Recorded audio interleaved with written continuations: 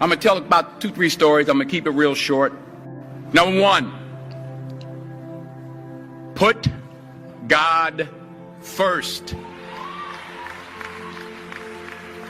Put God first in everything you do. Everything that you think you see in me, everything that I've accomplished, everything that you think I have, and I have a few things, everything that I have is by the grace of God. Understand that. It's a gift. 40 years ago, March 27th, 1975, it was 40 years ago, just this past March, I was flunking out of college. I had a 1.7 grade point average. I hope none of you can relate. I had a 1.7 grade point average. I was sitting in my mother's beauty shop. They still call it beauty shops now? What they call it now? Yeah, I was sitting in the beauty parlor. I was sitting in my mother's beauty parlor, and I'm looking in the mirror, and I see behind me this woman under the dryer. And every time she looked up, every time I looked up, she was looking at me, just looking me in the eye. And I didn't know who she was, and I said, she said, somebody give me a pen, give me a pencil, I have a prophecy. March 27, 1975, she said, boy, you are going to travel the world and speak to millions of people. Now, mind you, I flunked out of college. I'm thinking about joining the army. I didn't know what I was going to do, and she's telling me I'm going to travel the world and speak to millions of people. Well, I have traveled the world, and I have spoke to millions of people. But that's not the most important thing, the success that I had. The most important thing is that what she taught me and what she told me that day has stayed with me since. I've been protected.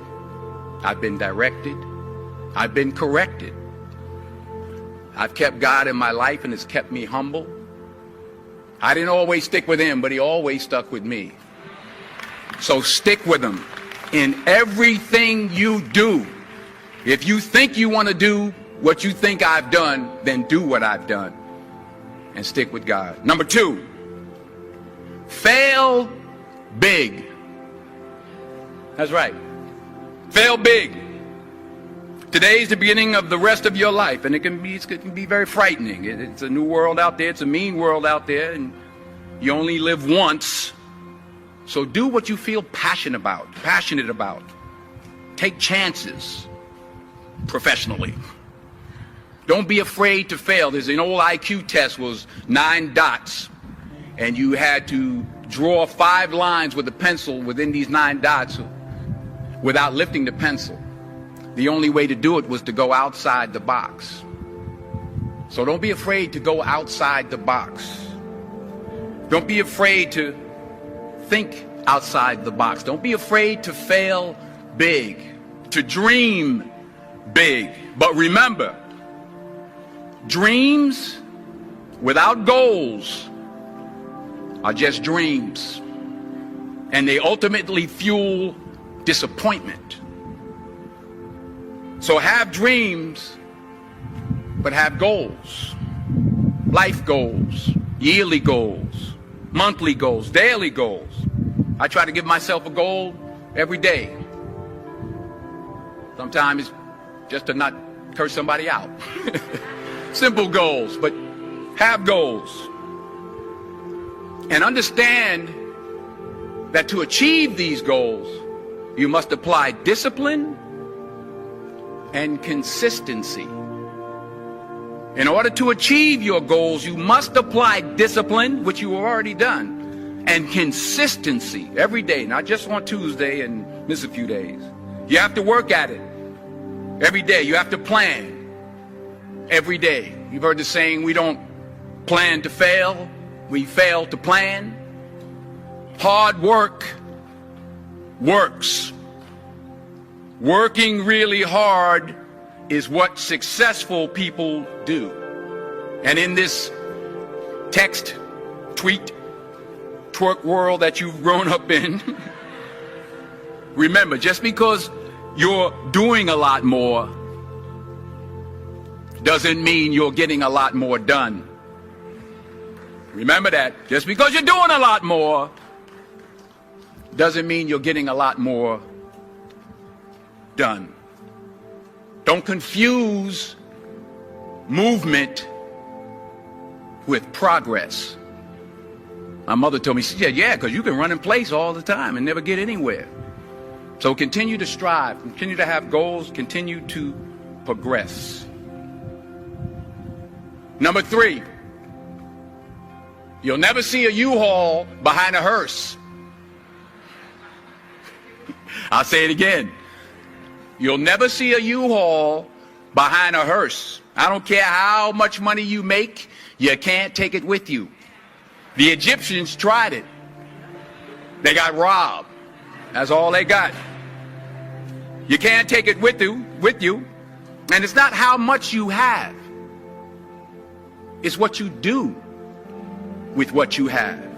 We all have different talents. Some of you will be doctors, some lawyers, some scientists, some educators, some nurses, some teachers.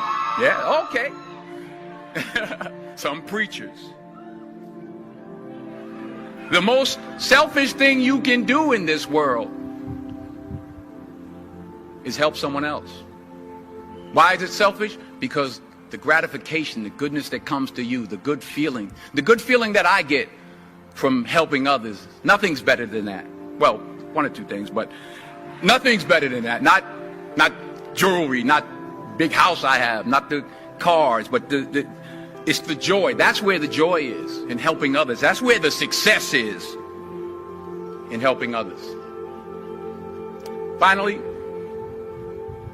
I pray that you put your slippers way under the bed tonight, so that when you wake up in the morning, you have to get on your knees to reach them.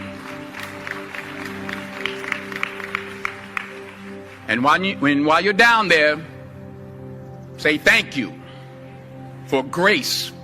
Thank you for mercy. Thank you for understanding. Thank you for wisdom. Thank you for parents.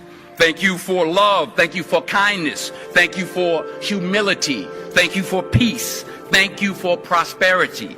Say thank you in advance for what's already yours. It's how I live my life. That's why I am, one of the reasons why I am today. Say thank you in advance for what is already yours. True desire in the heart for anything good is God's proof to you, sent beforehand to indicate that it's yours already. I'll say it again. True desire in the heart, that itch that you have, whatever it is you want to do, that thing that you want to do to help others and to grow and to make money, that desire, that itch, that's God's proof to you, sent beforehand already to indicate that it's yours. And anything you want good, you can have. So claim it. Work hard to get it. When you get it, reach back. Pull someone else up. Each one, teach one.